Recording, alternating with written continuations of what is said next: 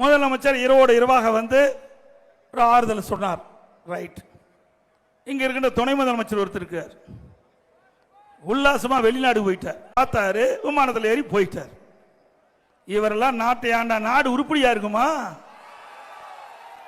மக்கள் உயிரிழந்து துடித்துக் கொண்டிருக்கின்ற காட்சியில் கூட இவர்களுக்கு இரக்கம் இல்லை. இவர்களுக்கு உல்லாச சுற்றுப்பயணம் தான் முக்கியம், நாட்டு மக்கள் முக்கியம் இல்லை. இன்றைக்கு ஒவ்வொருவரும் சிந்திக்க வேண்டிய நேரம் வந்து விட்டது. இவர்கள் எப்படிப்பட்டவர் என்று நாட்டுக்கு அடையாளம் காட்டப்பட்டு வருகிறது என்பதை நாம் உணர வேண்டும். ஒரு நாட்டினுடைய துணை முதலமைச்சர் இவ்வளவு பெரிய பிரச்சனை ஏற்படுகின்ற பொழுது எங்கே இருக்க வேண்டும்? தமிழ்நாட்டில் இருந்து மக்களுக்கு தேவையான உதவிகளை செய்து கொண்டிருக்க வேண்டும். அந்த கூட்ட நெரிசலில் சிக்கியவர்கள் யாரெல்லாம் பாதிக்கப்பட்டாங்க, அவர்களுக்கு எப்படி சிகிச்சை அளிக்கிறீங்க, யாரெல்லாம் குணமடையக்கூடிய சூழ்நிலையை உருவாக்க வேண்டும் என்பதெல்லாம் திட்டமிட்டு செயல்படுத்தி இருந்தால் ஒரு நல்ல துணை முதலமைச்சராக இருக்கலாம். ஆனா அதெல்லாம் எதிர்பார்க்க முடியாது. திரு கருணாநிதி குடும்பத்தில் அதெல்லாம் எதிர்பார்க்க முடியாது.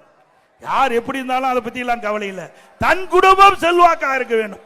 தன் குடும்பம் அனைத்து மக்களுடைய சுரண்டி உல்லாச வாழ்க்கை வாழ வேண்டும் என்பதுதான் ஆட்சியாளருடைய குறிக்கோளாக இருக்கிறது என்பதை நாம் எண்ணி பார்க்க வேண்டும். ஆக இனியாவது அரசியல் கட்சி நடத்துகின்ற கூட்டத்திற்கு முழுமையான பாதுகாப்பு கொடுங்கள். இந்த கட்சி அந்த கட்சி என்று பிரித்து பார்க்காதீர்கள். எல்லாம் தமிழ்நாட்டு மக்கள், நம்முடைய சகோதர சகோதரிகள். யார் இழந்தாலும் நமக்கு இழப்பு, அதை முதல் உணர வேண்டும்.